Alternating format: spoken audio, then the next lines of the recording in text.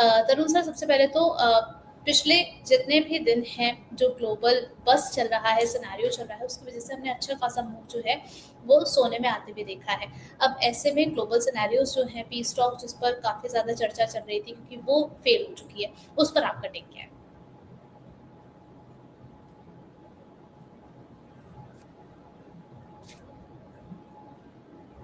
Sir, मेरी आवाज़ अब तक आ पा रही है? या सर, सबसे पहले मेरा सवाल आपसे यही था कि जो भी ग्लोबल सिनेरियोज चल रहे हैं और पी स्टॉक अभी जो फेल हो गई है, उसको लेकर के आपका टेक क्या है एंड क्या इसका हमें प्राइसेस पर असर दिखेगा? देखिए, अल्टीमेटली ये तो होना था। एक मीटिंग के बेसिस पर कंक्लूजन निकलना बड़ा टफ है, क्योंकि जितना स्ट्रॉन्ग यूएस है उससे ज़्यादा स्ट्रॉन्ग ईरान उभर कर आया है। तो अचानक से यूएस के वाइस प्रेसिडेंट का फ्लाइट लेके हवा हो जाना यूएस के लिए लग रहा था कि मार्केट के लिए काफ़ी नेगेटिव हो सकता है। बट सिंस मॉर्निंग देखिए, stock market gap down open हुआ, वहाँ से steep recovery, gold silver gap down open हुआ, steep recovery early Asian hour में ही आ गई थी कॉमेक्स के अंदर। Even base metal is doing good. So all together कहीं ना कहीं देखिए, एक चीज मैं कहना चाहूंगा, अभी वॉर फ्रंट पर जो नेगेटिव साइड का स्टोरी है, क्योंकि it's been more than a month, 42 days, 28 Feb को स्टार्ट हुआ था। तो मार्केट ने वर्स को डाइजेस्ट कर लिया। तो जब भी नेगेटिव न्यूज आती है, करेक्शन होता है, नए लो नहीं लगते हैं, specially in case of gold and silver. And the moment positive trigger आते हैं तो ये फिर से हाई लगाता है मल्टी वीक्स के। लास्ट 3 वीक से हमने देखा है कि कंसेक्यूटिवली तेजी देखने को मिल रही है। अभी देखिए, cease fire is still on. सबसे अच्छी बात ये है, वॉर अभी तक रिज्यूम नहीं हुआ है। मे भी हो सकता है ट्रम्प पलटी मार जाए और बोले कि हम फिर से टॉक करने को तैयार हैं। उन्होंने बोला स्ट्रेट ऑफ हॉर्मूज पर ब्लॉकेड कर देंगे, तो मार्केट ने न्यू जर्क रिएक्शन दिया। Gold silver early Asian hour में डाउन थे, सोना करीबन 1.5%, चांदी तकरीबन 2.5%। बट उसके बाद में काफी अच्छी रिकवरी हुई है। ऑयल 8 to 10% अभी अप है, लेकिन स्ट्रेट ऑफ हार्मूज का उन्होंने स्टांस क्लियर कर दिया है। ईरान पोर्ट से साइमल्टेनियसली स्ट्रेट ऑफ हार्मूज से ईरान से जो शिप आएंगे और ईरान को जाएंगे, उनको ब्लॉक किया जाएगा। Other ship can follow. So थोड़ा सा मार्केट के अंदर रिलीफ मिला। एंड अभी we need to see exactly क्या पीस टॉक फर्दर होता है, क्या कुछ अमेंड करके शर्तें दोनों कंट्री लेकर आती हैं, या फिर से युद्ध चालू होता है। अकॉर्डिंगली मार्केट में रिएक्शन देखने को मिलेगा। लेकिन मैं एक बात बता दूं कि युद्ध ऑन था, तब भी गोल्ड सिल्वर न्यू लोस नहीं बना रहे थे। जब लो बनाया स्टार्टिंग में करीबन 4098 का कॉमेक्स स्पॉट में गोल्ड ने सिल्वर ने बनाया था $61 के नीचे। एंड आफ्टरवर्ड्स क्या है कि युद्ध कंटिन्यू था, उसी दौरान हमने देखा सिल्वर $78 के ऊपर गई। वहीं सोना भी देखिए 4865 लास्ट थर्सडे फ्राइडे में देखने को मिला। बहरहाल तो मुझे ऐसा लगता है, जब तक आज के लो सोना चांदी में नहीं कटते कॉमेक्स स्पॉट के अंदर, शॉर्ट टर्म में भी मार्केट में तेजी कंटिन्यू रहेगी। एंड 4640 के ऊपर जब तक है, मेरा मानना वंस अगेन लास्ट वीक के जो हाई है 4865 in case of COMEX spot gold. And चांदी का आज का लो है $72.40, इसके ऊपर है, it is gearing up for $76, off rate $78.50। इनके नीचे भी अगर प्राइस सस्टेन करते हैं, there would be a short term correction.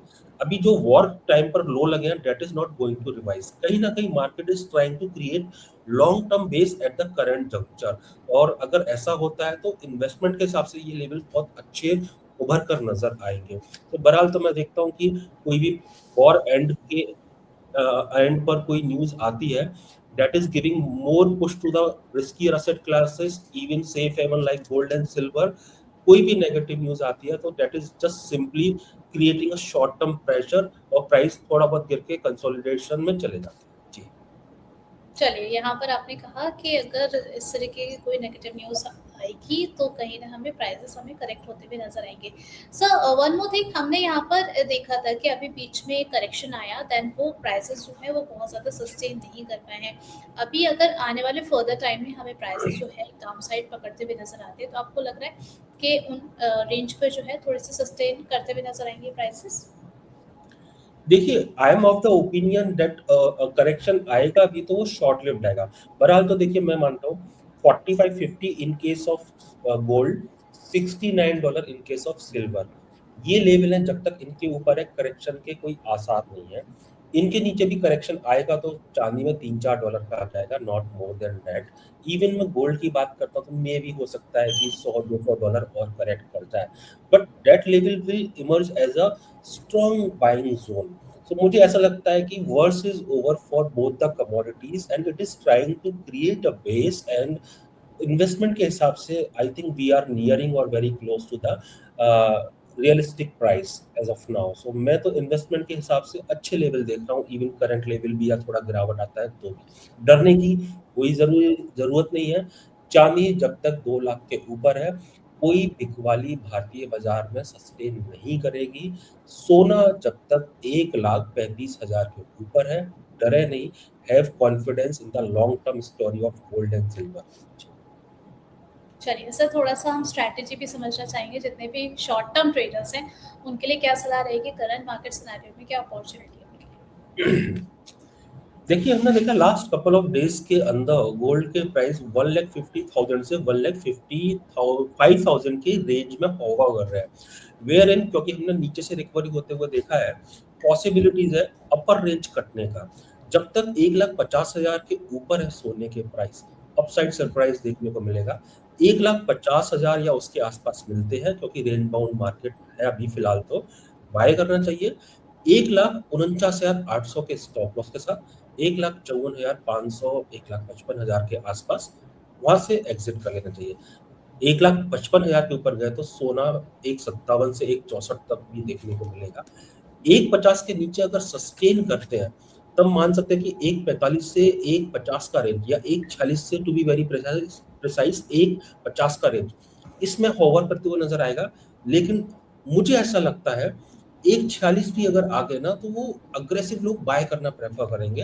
And मुझे सीरियसली गोल्ड का स्टोरी पॉजिटिव साइड में लगता है। मुझे ऐसा नहीं लगता कि कोई मेजर ट्रेंड आ जाएगा, क्योंकि हमने जो लो बनाए थे वॉर के टेन्योर में उनसे काफी ऊपर है, और मार्केट का रिएक्शन जो बता रहा है on positive news, new highs, और negative news, little bit of correction, consolidation, and wait for positive trigger to come. When it is coming, market is popping up. चलिए ठीक है। यहाँ पे सर थोड़ा हम ये भी समझना चाहेंगे कि एसआईपी के नज़रिए से अभी आपको लग रहा है कि करंट लेवल, अभी आपने कहा कि इन्वेस्टमेंट के नज़रिए से आपको काफ़ी बेहतर लग रहे हैं। जिन लोगों को एसआईपी स्टार्ट करनी है उनके लिए क्या सजेशन रहेगा आपका? आई थिंक SIP का पर्पस होता है लॉन्ग टर्म इन्वेस्टमेंट करना, हुँ, एंड ट्रांच में हम लोग इन्वेस्ट करते हैं क्योंकि बल्क में शायद रिटेल पार्टिसिपेंट नहीं कर पाते हैं, they don't want to miss the rally और miss the bus. So better option है उनके लिए। मैं बस यही बोलूंगा, मार्च के मंथ में जब पैनिक सेलिंग आ रही थी तो लोग बहुत डर गए थे, क्या अगर SIP से निकल जाए। मैं बस इतना कहना चाहूंगा, अगर fundamental long term story intact है, लाल में खरीदे हरे में बेचे, जबकि लोग क्या करते हैं हरे में खरीद लेते हैं और लाल में बेच देते हैं, which is a wrong practice. मुझे लगता है इनको खरीद SIP वालों को should invest at current level also. 2,15,000 मिल जाए वो बहुत गोल्डन लेवल होंगे। इनफैक्ट वहां पे थोड़ा बल्क में भी बाय किया जा सकता है। और मुझे लगता है कि अभी मे बी चांदी लास्ट ईयर जैसा सेकंड हाफ में दिया था वैसा मूव ना दे, क्योंकि अभी थोड़े से डायनामिक्स चेंज हो गए। But we should not be forgetting, still silver market is in deficit. Earlier हमारा एस्टिमेट था कि 280 से 300 टन्स का मिलियन टन्स का एक्चुअली डेफिसिट रहेगा in current um, year. That might be around 250 tons, but still in deficit. इसकी applications है, applications जहाँ से आ रहे हैं सोलार से, ईवी से, पावर हाउस से, ये इनका जो एक्सपोनेंशियल ग्रोथ है that will continue not for years, for decade. So decade long run है सिल्वर का। Have trust, and I am telling you, may be 3, 4, 6 महीने आपको लगेगा कि थोड़ा सा कंसोलिडेशन या ग्रेजुअल राइज है, gold is doing better, but in going forward in a long run it is it has potential to give a better returns than gold. चलिए ठीक है। यहाँ पर हमारे एक दर्शक हैं, उनका एक सवाल आया है, कह रहे हैं कि सर मुझे सिल्वर ईटीएफ में एसआईपी स्टार्ट करना है, क्या इस वीक से स्टार्ट कर सकते हैं? आज से कर सकते हैं। चलिए ठीक है। चलिए ठीक है। जसप्रीत सिंह जी कह रहे हैं कि सर कुछ एक्सपर्ट्स ये भी कह रहे हैं कि सिल्वर आराम से 2 लाख के नीचे आएगी, तो इस सिचुएशन में हमें किस रेंज को ऑल टाइम लो मानकर उसमें एंट्री करनी चाहिए? हाँ, देखिए अल्टीमेटली मार्केट में 2 ओपिनियन नहीं होगा तो ट्रेड नहीं होगा। एवरी ट्रेड के अंदर एक बायर और एक सेलर होता है। तो व्यू तो देखिए बोथ साइड के होते हैं मार्केट के अंदर। 2 लाख के नीचे आ जाएगा, 1.5 लाख आ जाएगा, 1 लाख आ जाएगा, अभी आ नहीं रहा है और ग्रेजुअली धीरे-धीरे बढ़ रहा है। We should understand that. And रही बात बॉटम कहाँ बनेगा या टॉप कहाँ बनेगा, नोबडी कैन से। 25 साल का मेरा करियर है तो 1-2 बार तुक्के में टॉप या बॉटम मैंने बोल दिया होगा, वो उस प्राइस पे बन गया होगा, मैं भी नहीं कर सकता हूँ। हाँ, मेरा ऐसा मानना है बॉटम ऑलमोस्ट बन चुका है। 1,98,000 के नीचे चाँदी नहीं जा रही, तो हम उसको बॉटम मान के चलते हैं। सेम केस में $60 के नीचे ऑब्वियसली स्पॉट में नहीं जा रहा, हम उसको बॉटम फिलहाल के लिए मान सकते हैं। चलिए सर, अब क्या है, अभी हम नीचे घूमने गए थे तो हमारे ऑफिस के काफी ये जो एरिया है काफी सारी ज्वेलरी शॉप्स हैं, लाइक हुँ। यहाँ पर तनिष्क है और काफी सारी ज्वेलरी शॉप है। तो अक्षय तृतीया का बड़ा बड़ा बोर्ड हमने आज लगा हुआ देखा, तो हमने कहा कि इसका मतलब तो ये है कि अब लोग खरीदारी करने के लिए काफी निकलने वाले हैं। आपको लग रहा है कि जब तक ये जो है फेस्टिवल आए उस बीच जो है लोगों को खरीदारी कर फिजिकल फॉर्म में खरीदारी करने के लिए जो है वो प्राइसेस मिल जाएंगे? या देखिए अल्टीमेटली सबसे अच्छी बात क्या है, प्राइसेस अभी स्टेबलाइज हो गए हैं। जब भी प्राइस में स्टेबिलिटी आती है, जो फिजिकल बायर होते हैं, रिटेल इन्वेस्टर होते हैं, उनका कॉन्फिडेंस बूस्ट होता है, क्योंकि वो पैनिक बाइंग और सेलिंग वाले जो मूवमेंट होते हैं ना, वो उनको कहीं ना कहीं परेशान करता है। हमने तो बहुत देखे हुए हैं, हमें मालूम है कि 10% 12% टूटी जरूर है, लेकिन वो वापस ऊपर आ जाएगी। बट रिटेल इन्वेस्टर शायद उस लेवल तक काम नहीं किया, तो उनको थोड़ा सा फियर फैक्टर आ जाता है। स्टेबिलिटी सबसे पहला सिग्नल है। इवन अभी चांदी की स्पॉट में डिमांड अच्छी हो गई है फिर से। एंड थर्ड क्या है, ईटीएफ में भी बाइंग देखने को मिल रही है अप्रैल मंथ के अंदर। So all together things are very good. Auspicious occasion होता है अक्षय तृतीया का, हम देखते हैं कि बहुत अच्छी बाइंग होती है सोने चांदी के अंदर।